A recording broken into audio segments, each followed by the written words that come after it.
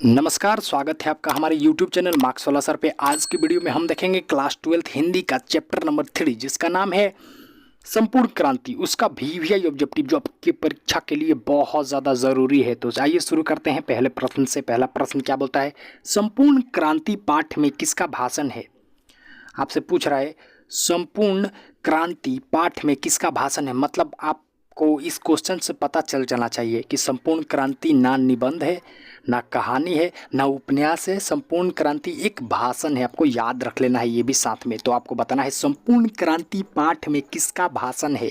A option है भगत सिंह का, B option है बालकृष्ण भट्ट का, सी ऑप्शन है जयप्रकाश नारायण का, डी ऑप्शन है इनमें से कोई नहीं। तो आपको बताना है संपूर्ण क्रांति पाठ में किसका भाषण है। तो संपूर्ण क्रांति पाठ में जयप्रकाश नारायण जी का भाषण है। तो हमारा सी ऑप्शन बिल्कुल सही हो जाएगा, आपको याद रख लेना है। आइए देखते हैं अगले प्रश्न को। अगला प्रश्न क्या बोलता है, जयप्रकाश नारायण का जन्म कहाँ हुआ था।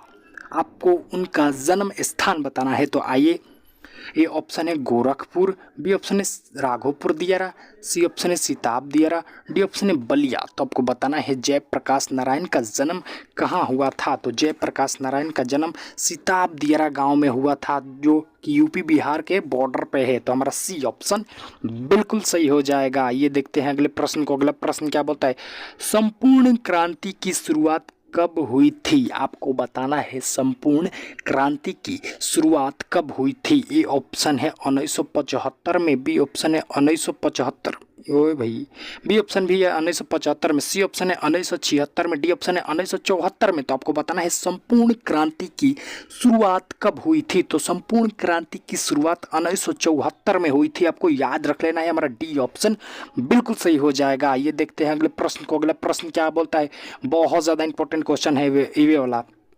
तो आपको बताना है संपूर्ण क्रांति का नारा किसने दिया। आपको बताना है संपूर्ण क्रांति का नारा किसने दिया। तो ए ऑप्शन है जयप्रकाश नारायण, बी ऑप्शन है दिनकर, सी ऑप्शन है मोरारजी देसाई, डी ऑप्शन है ईश्वर अय्यर। तो आपको बताना है संपूर्ण क्रांति का नारा किसने दिया। तो संपूर्ण क्रांति का नारा जयप्रकाश नारायण जी ने दिया। तो हमारा ये ऑप्शन बिल्कुल सही हो जाएगा। ये देखते हैं अगले प्रश्न को। अगला प्रश्न क्या बोलता है, संपूर्ण क्रांति क्या है।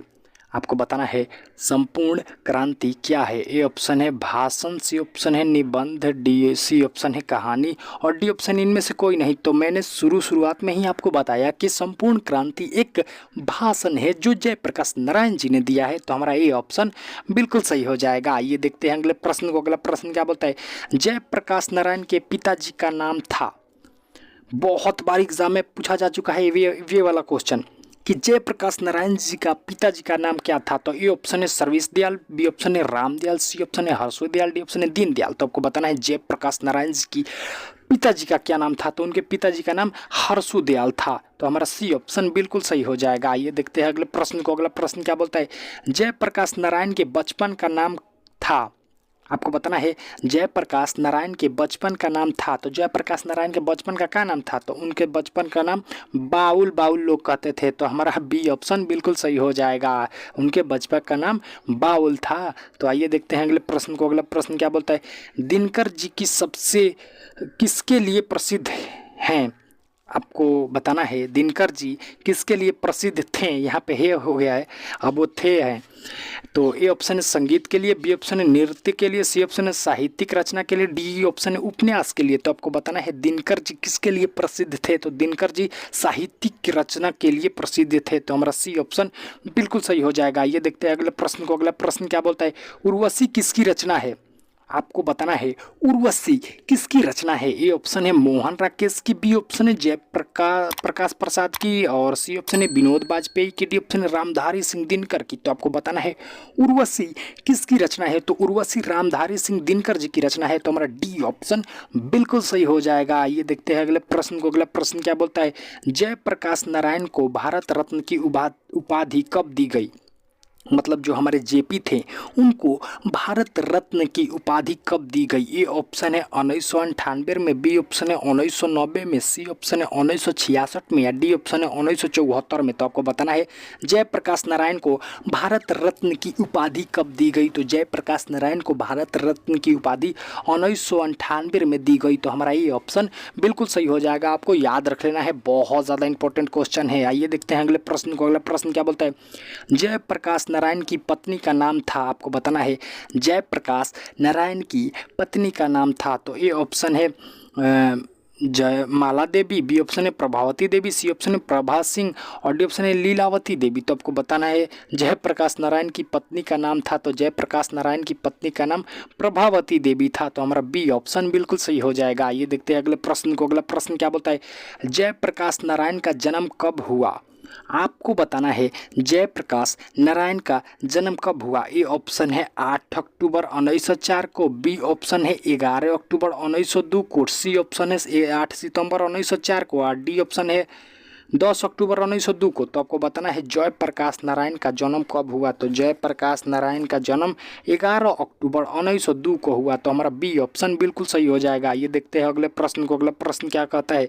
किसी लोक नायक के नाम से जाना जाता है। आपको बताना है किसे लोक नायक के नाम से जाना जाता है। जैसे महात्मा गांधी को हम महात्मा या बापू के नाम से जानते हैं ना, वैसे ही किसी लोक नायक के नाम से जाना जाता है। ए ऑप्शन है नेहरू को, बी ऑप्शन है जयप्रकाश नारायण को, सी ऑप्शन है महात्मा गांधी को, डी ऑप्शन है भगत सिंह को। तो भैया जयप्रकाश नारायण को हम लोक नायक के नाम से जानते हैं। तो हमारा बी ऑप्शन बिल्कुल सही हो जाएगा। ये देखते हैं अगले प्रश्न को। अगला प्रश्न क्या बोलता है?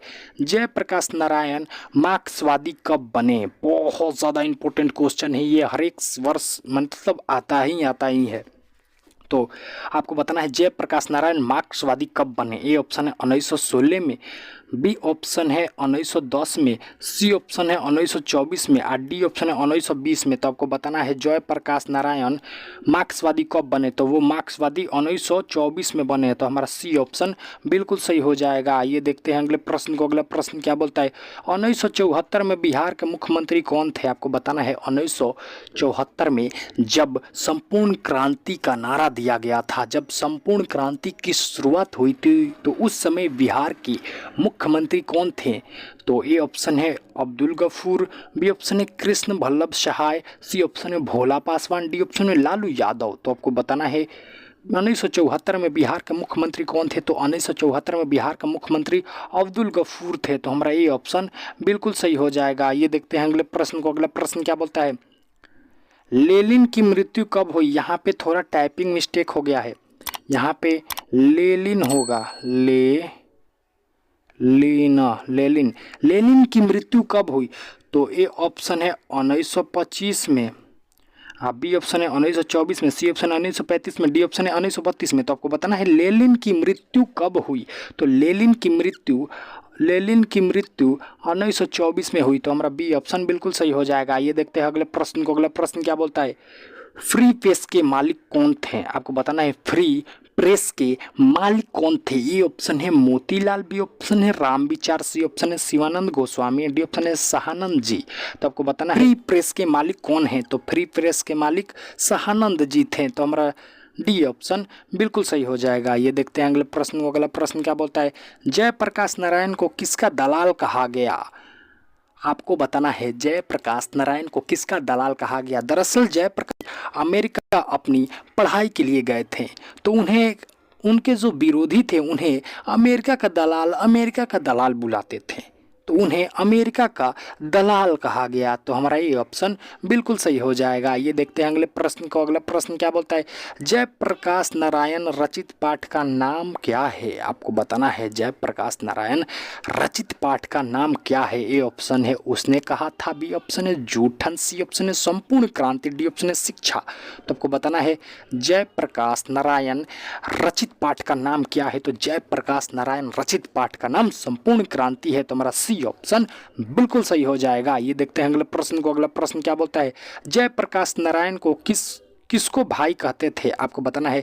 जयप्रकाश नारायण किसको भाई कहते थे? ए ऑप्शन है गंगा बाबू को, बी ऑप्शन है दिनकर जी को, सी ऑप्शन है नेहरू जी को, डी ऑप्शन है गांधी जी को। तो आपको बताना है जयप्रकाश नारायण किसको भाई कहते थे? तो वो नेहरू जी को भाई कहते थे, लेकिन सदन में उनका बहुत विरोध करते थे और भाई भी कहते थे। इसी के साथ हमारा क्वेश्चन होता है समाप्त। अगर आप इसका पीडीएफ चाहते हैं तो हमारे टेलीग्राम चैनल मार्क्स वाला सर को ज्वाइन करें, वहाँ पे आपको इसका पीडीएफ फ्री में मिल जाएगा।